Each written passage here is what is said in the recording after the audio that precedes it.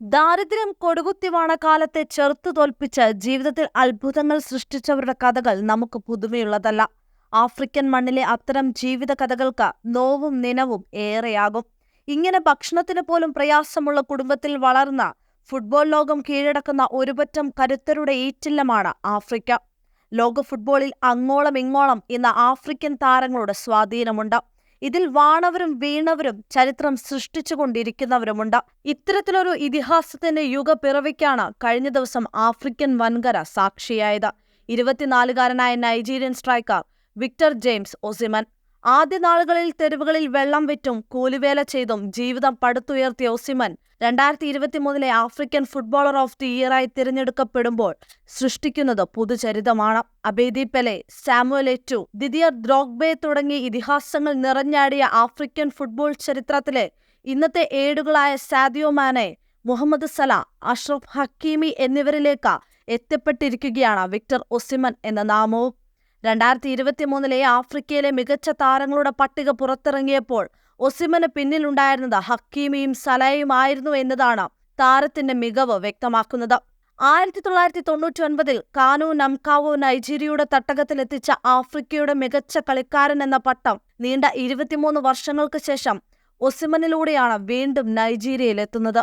ദാരിദ്ര്യത്തിന്റെയും സഹനത്തിന്റെയും ചെറുപ്പകാലമാണ് ഓർക്കാനുള്ളത്. ചെറുപ്രായത്തിലെ മാതാവിനെ നഷ്ടമായ ഒസിമനും സഹോദരങ്ങൾക്കും താങ്ങായിരുന്നത് അച്ഛൻ പാട്രിക് ഒസിമനായിരുന്നു. അച്ഛന്റെ ജോലി നഷ്ടമായതിനെ തുടർന്ന് കൂലിവേല ചെയ്തും വെള്ളം വിറ്റുമാണ് ഒസിമനും കുടുംബവും ജീവിച്ചത്. തെരുവുകളിലെ വേസ്റ്റ് കൂമ്പാരങ്ങൾക്കും റോഡുകൾക്കുമരികിൽ പന്തുതട്ടി മികവ് കാണിച്ച അദ്ദേഹം ഫുട്ബോളിനോടുള്ള അടങ്ങാത്ത അഭിനിവേശം മൂലം തന്റെ വഴി അതാണെന്ന് മനസ്സിലാക്കുകയായിരുന്നു.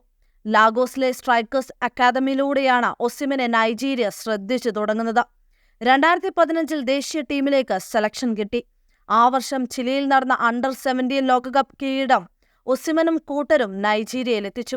ഇതോടെ ഒസിമനെ ലോകം ശ്രദ്ധിച്ചു തുടങ്ങി. 7 കളികളിൽ 10 ഗോളുകളുമായി ഗോൾഡൻ ബൂട്ടും സിൽവർ ബോളും നേടിയാണ് ഒസിമൻ തന്റെ മികവ് തെളിയിച്ചത്. അതുതന്നെ ധാരാളമായിരുന്നു ഒസിമന് പ്രമുഖ ക്ലബ്ബുകളുടെ റഡാറിലാവാൻ. അസാധാരണ കളി വൈഭവം കൊണ്ട് എതിർകളിക്കാരെ അനായാസം ട്രിബിൾ ചെയ്യാനും സ്കോർ ചെയ്യാനുമുള്ള ഒസിമന്റെ മികവ് തന്നെയായിരുന്നു പലരെയും ആകർഷിക്കാൻ കാരണം. വോൾഫ്സ്ബർഗിലും ഷൾട്ടോറയിലും ലിലയിലും പന്ത് തട്ടിയ ഒസിമൻ ഇന്ന് ഇറ്റാലിയൻ സിരിയ ടീമായ നാപ്പോളിയുടെ പകരം വെക്കാനില്ലാത്ത കുന്തമുനയാണ്. കഴിഞ്ഞ വർഷത്തോടെ ഡീഗോ മറഡോണ യുഗത്തിന് ശേഷം ആദ്യമായി ഇറ്റാലിയൻ സിരിയ കിരീടത്തിൽ മുത്തമിട്ടിരിക്കുകയാണ് നാപ്പോളി. കൃത്യമായി പറഞ്ഞാൽ 33 വർഷത്തെ ഇടവേളയ്ക്ക് ശേഷമാണ് സിരിയ കിരീടത്തിലേക്ക് നാപ്പോളി കുതിച്ചെത്തിയത്. മുന്നേറ്റനിരയിൽ നൈജീരിയൻ താരം വിക്ടർ ഒസിമന്റെ മിന്നും പ്രകടനമാണ് ടീമിനെ കിരീടത്തിലേക്ക് നയിക്കുന്നതിൽ നിർണായകമായത്. ടീമിനായി 26 മത്സരങ്ങളിൽ 21 ഗോളുകളാണ് ഒസിമന്റെ ബൂട്ടിൽ നിന്ന് പിറന്നത്.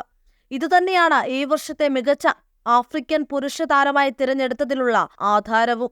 കഠിനമായ ഒരു ബാല്യത്തെ അതിജീവിച്ച് ധൈര്യത്തോടെയും അഭിനിവേശത്തോടെയും നിങ്ങൾക്ക് എത്രത്തോളം മുന്നേറാമെന്നതിന്റെ മികച്ച ഉദാഹരണമാണ് ഒസിമൻ. ശാരീരിക ക്ഷമതയും വേഗമാർന്ന നീക്കങ്ങളും മികവുകളായി ചൂണ്ടിക്കാണിക്കപ്പെടുന്നു. കരിയറിലുടനീളം ഈ ഫോം നിലനിർത്തിയാൽ വിക്ടർ ജെയിംസ് ഒസിമൻ എന്ന പേര് ഫുട്ബോൾ ചരിത്രത്തിന്റെ തങ്കലിപികളിലേക്ക് ചേർക്കപ്പെടും.